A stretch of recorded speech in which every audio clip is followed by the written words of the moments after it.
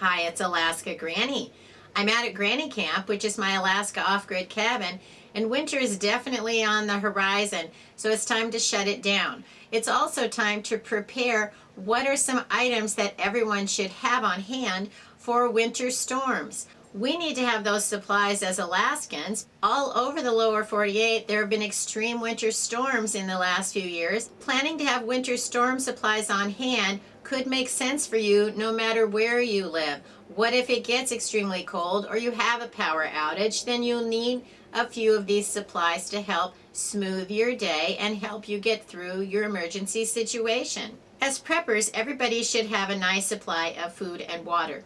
But you need a way then to cook your food, say if your power goes out. So you'll want some kind of a camping stove, whether it's propane, butane, something like that, and the fuel that goes with it. There are all kinds of ways to cook your food. Make sure that you have something. You can stock up on everything from tea light candles to sterno to fancy heat from the Dollar Tree, Coleman stoves, butane stoves. Have something and the fuel that goes with it. Make sure you have a supply of matches and some kind of lighters or utility lighter. I like the long-handled utility lighters. They're easy to reach in light without burning yourself. Maybe you'll want a way to have some emergency heat.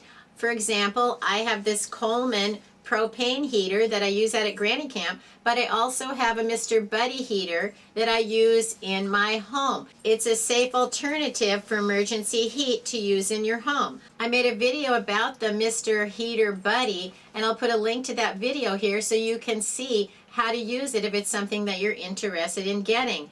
They work really great in an emergency, adding some extra heat to a room.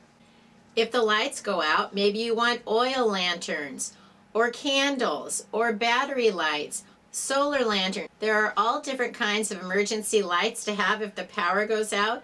If you want to use oil lanterns, make sure you have extra fuel and extra wicks that fit your lanterns. You can even pick up inexpensive tall candles. These burn for about 80 hours. You can also buy packages of tea lights or votive candles.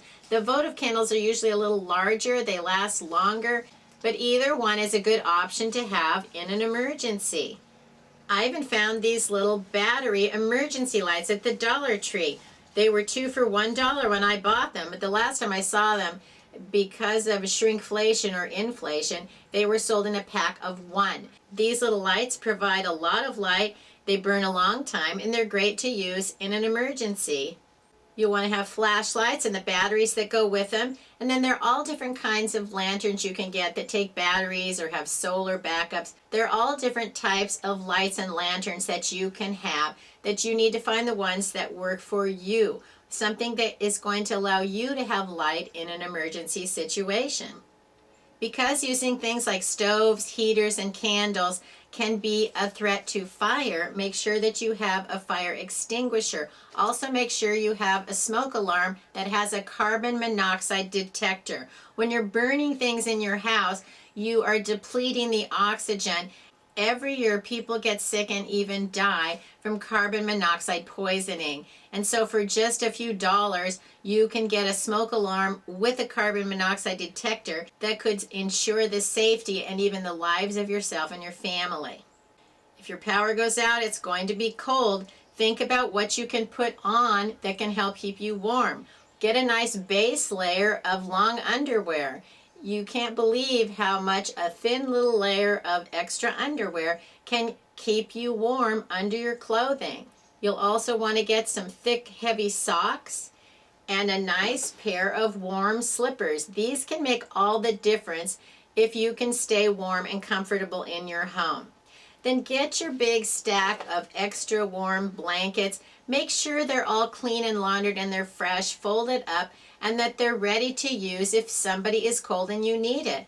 I keep the heat turned way down in my house because I dress warmly, and then I have lots of throw blankets. You can even snuggle up together, grab your dog and tuck them in, but you want to make sure that you have a nice supply of warm blankets, but make sure they're clean, because if the power goes out or the water stops running, that's the wrong time to try to Wash your blanket and get it dry again if it smells musty and dirty from long times being stored. So get those things ready and fresh to enjoy.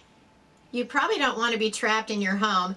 Get a snow shovel. If you wait until it is snowing and you live in a place that snow is not very common, you're never going to find one. Or if you do, it may only be a little child's orange plastic shovel, which, yes, that can work in a pinch. But if you really need to shovel your way and make sure that it doesn't melt and create a layer of ice on your sidewalk, a sturdy snow shovel can be worth its weight in gold.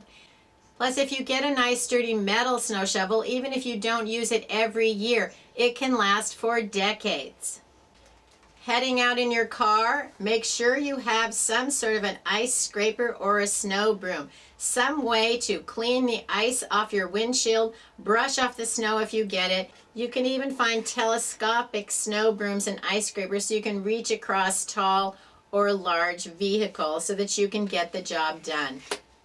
Even if you just get a little tiny ice scraper, put it in your car, stick it under the seat, put it in the glove box, put it somewhere in your car so that if suddenly you get hit with an ice storm, you have a way to remove the ice from your windshield and your windows. You can't drive if you can't see and your windows are all frozen over. Turning on your car and waiting for it to all heat up to melt all the ice off your windows could take maybe a half an hour, even an hour, and you've wasted all of that gasoline. You don't want to be caught and stranded simply because you don't have a piece of plastic that is designed to scrape that ice off your windshields.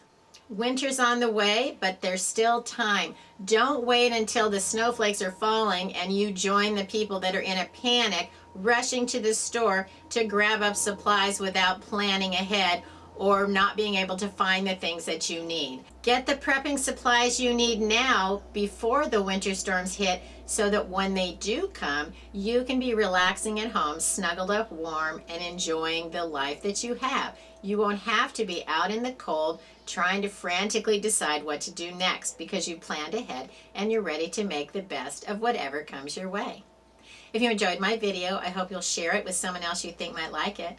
Please subscribe to the Alaska Granny channel.